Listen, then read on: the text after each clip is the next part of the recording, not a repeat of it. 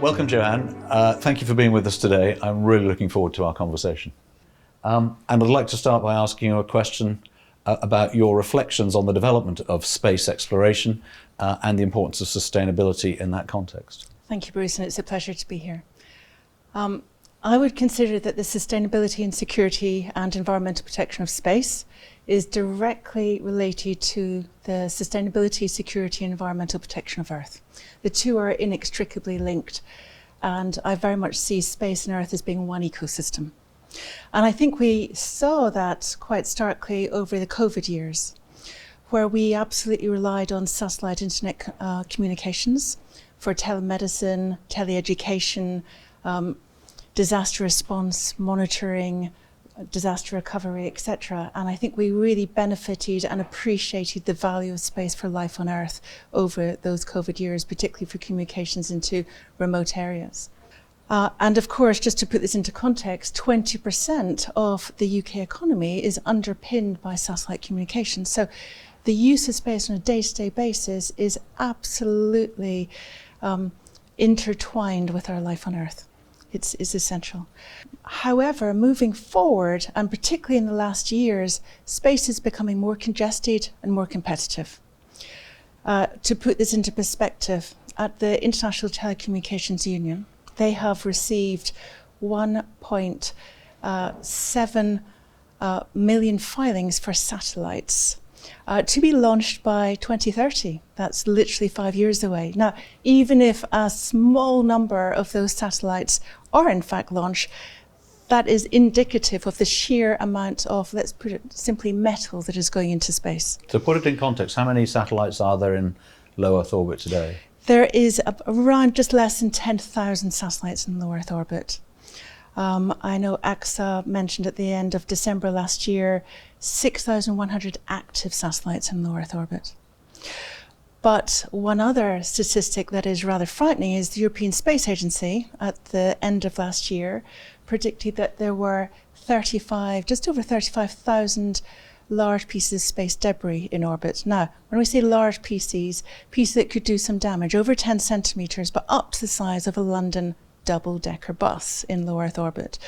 So the issue now is, how do we maintain space and the openness and usability of space for future generations, for ongoing technical advances that benefit life on Earth, but also to ensure that governments and space emerging governments and new space companies have that access to space. This is quite a serious issue now.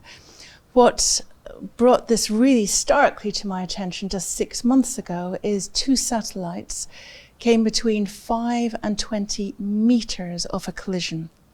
Now, I remember the days when 22 kilometers was deemed to be of huge risk, but this is 5 to 20 meters. Now, speaking to academics, if this had resulted in a collision, academics classed this as a potential risk to increase space debris in low Earth orbit by 50%. Low Earth orbit is 2,000 kilometers or less. But we're also seeing issues now that we really maybe hadn't really predicted when space treaties were being written, is the issue for dark skies, and particularly for Indigenous and traditional people who use dark skies for societal and cultural objectives. And one issue that has really come to the fore in the last few years is what's called atmospheric ablation. When satellites burn up, they lose mass, but this encourages pollution. And we're now seeing damage in the ozone layer, airspace, terrestrial space, and toxicity in the maritime environment. The upshot is we are now at a pivotal point where we need to look at the management and use of space very carefully, to look at how we deal with it on a sustainable, secure and resilient basis. So if we step back, I mean, part of the objective here is not to do the same things in space as we've been doing on Earth for the last 200 years. Now, my understanding is that as satellites go round, they obviously reach the end of their useful life, and at the moment they get decommissioned, and then it takes some 25 years for them to re-enter the Earth's atmosphere. And so that's problematic because these things are going around and creating a significant risk of collision. But what are you saying about how we make the re-entry issue and the re-arrival on Earth a more sustainable proposition? What needs to happen there in terms of the satellites? So at the moment in international standards, what's called the IDC, the Interagency Debris Coordination Committee, there's a 25-year rule. So if you launch, for the states that have signed IDC and participating in it, the satellites that they launch into space need to be deorbited in 25 years. The US took a very bold approach just last year and reduced that 25 years to 5 years.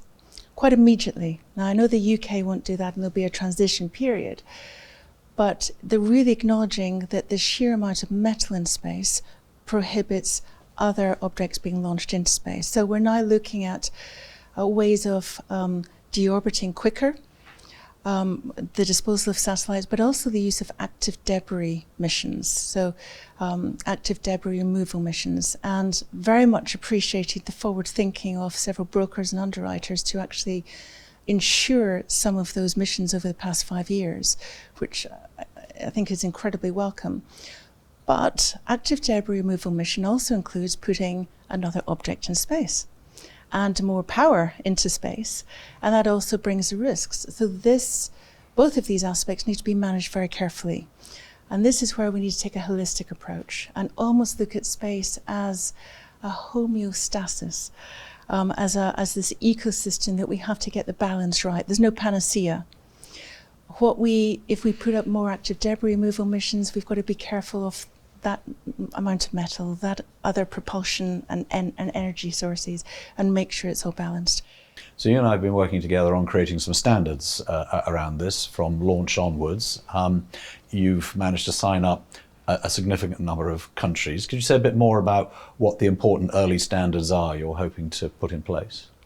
ESSI is looking to set up a series of standards taking a holistic approach, and 11 standards looking at the life cycle of a satellite, from design, manufacturing, launch, everything in orbit, and also the demise of satellites, including rendezvous and proximity operations. That's the attachments, the active debris removal, but also dark skies, the use of using radio frequency spectrum sustainably. Why are we taking this approach? As part of the ESSI work, we have looked at what standards exist already. I naively thought, Bruce, that there might be 200, 250 standards. We've hit 1,721, 4 definitions of spacecraft, and lack of transparency and lack of consistency in these standards. It's not working at the moment. So we are working hand in glove, as you know, with industry, the insurance, the finance communities, but very importantly, other regulators, 13 other governments, and actually now all of the German-speaking governments in Europe, to actually draft and implement standards that are practical, objective, and actually can be implemented properly, not just by industry, but recognized for due diligence purposes and resilience reasons with the insurance community and the finance community, and implemented by regulators and governments around the world. But not every regulator and government have the capabilities, the experience to be able to do this. But if they can look on an objective standard, that helps them hugely. An objective standard can also be used much faster than having a binding international treaty, which we quite honestly don't have time to wait for. The first 2 standards, Bruce, you'll be glad to know, are written. A framework that deals with this lack of consistency of definitions and setting the scene for the 10 other standards, and launch. And why did we choose launch, first of all? Because we know that launch causes environmental pollution. We need to put it into perspective, bearing in mind also the value of space assets for life on Earth. And there is no effective standards at the moment for launch. So we thought of being bold and actually trying to fill that gap as we're reviewing these 1,721 other standards, see what works, what doesn't work, and what the gaps needing to be filled. So both of those standards have now gone to the British Standards Institution, and we're now on the process with them and with our ESSI Advisory Board, which you kindly chair. So one of the contexts for these things is, I think I'm right in saying that at the turn of the 21st century, there were only 10 countries putting satellites into space, and today there are 90. And of course, the other development has been the move from public sector launches, government-initiated launches, into the private sector. And so the proliferation of satellite launches is extraordinary, and it's another reason for Absolutely. standardization. And this, of course, is a bit where insurance can play its part, because insurance works best where there are standards in terms of providing affordable insurance to protect satellite launchers, so that people can actually take more risk than they could otherwise afford, and not dissimilar to the housing industry, where housing standards enable insurance to work well. And by applying these standards and actually interrogating insurers as to what standards they would like to see in order to make insurance available, we can begin to create a sort of flywheel of a positive commercial benefit to people launching satellites, but also responsible activity in space that will make it sustainable for all of us. And encourage investment. As if we can get the insurance community to engage, to insure, etc., to understand the risks, to manage those risks, maybe pushing themselves forward to help us all manage these risks. It encourages, as you know, investment, and this is very important for new technology, innovation, etc., that we all wish to spearhead. So I think we've been writing insurance risks at Lloyd's since 1965, and so we've been very much part of the development of that market, and we're probably the biggest single underwriter of space activity. But actually, because it's been government-led, the amount of insurance in space has traditionally been quite low, and you would hope and expect that the private sector would be adopting insurance at much higher levels. And to the point you made earlier, of course, if we're going to get people to want to bring their capacity to provide insurance, we've got to have these standards to create safe launches, safe deployment of satellites, safe decommissioning of satellites. And increasingly, of course, the sustainability piece of all this is immensely important, because we all have stakeholders making challenging demands of ourselves as to what we're doing to promote the health of Earth and space. I completely agree, Bruce. What has been very encouraging, and I have to say I think has been actually down to your leadership of the advisory board, is you'll know that we have other governments involved. Two of those governments have recently approached SE on insurance questions, have asked SE to look at the risks in space of satellites in different orbits and different types of satellites in different orbits, the risks, the insurability, the cost of insurance in these orbits, and then look at how they would be a leader in Europe to apply sustainability to these insurance models, and whether we should be looking at different insurance models. And I thought that was incredibly forward thinking, and that has been triggered by our discussions in the advisory board in SE. So I think actually government and industry should be looking into the insurance market for different ways of managing risk, different ways of managing resilience, and looking at different insurance models. Whenever I phone up friendly brokers or underwriters, I actually ask them to consider a different insurance model, and I've worked, I have to say, very, very well with your colleagues in the last 20 years. So I think we could look at putting more risk in the private sector through different insurance solutions. Well, one of the things that's important to insurance is being able to build models and predictability around the outcomes in order to be able to price these kinds of risks. And one of the things we do in the Lloyd's Innovation Lab that we host here in this building is have a business that's looking at mapping satellites in space and indeed debris and other things. And of course, this is going to become incredibly important to understanding where the congestion is, where there may be gaps. If there is congestion, how we address that. And this data, of course, becomes incredibly important in informing everything that you're trying to do.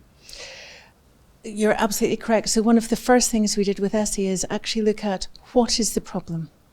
Next thing is, why is it a problem in regards to sustainability in space? And then the third point is, where do we get accurate data to assess the problem? We can't manage what we can't measure, that old anecdote, but actually this is really, really important. So effective, verifiable, objective data. Now, when I've been working with the government on close encounters, etc., if you look at data providers, you sometimes get 3 different answers from 3 different providers. So the quality of that data is vital. And as I hear from your colleagues, to underwrite efficiently, you need very good quality data. But to underwrite profitably, you have to use that data to look at what is effectively sustainable and reliable in space, and this is also where the standards come in. Well, and we're hoping to differentiate, of course, between the responsible parties and the irresponsible parties. And the responsible parties should get the financing and insurance that they Absolutely. need, should bring the costs of their activities down. And hopefully, ultimately, the irresponsible parties don't find a way into space. And all of this seems quite challenging. Why are you optimistic that we can get this right? I'm optimistic in the sense that we're already proud of who we have involved in this, and the countries that we have involved with ESSI have approached us, which is hugely welcome. The next thing we're proud of already, the standards that we've drafted. With the feedback from the British Standards Institution has been positive to the point that they're all ready to go into public consultation, but we'll have 2 rounds of engagement with industry and governments for that.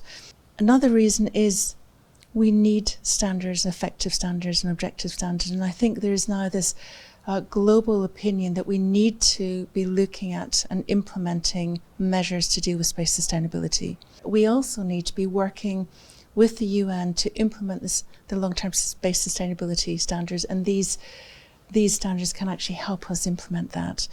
And we're also now working with Sustainable Markets Initiative.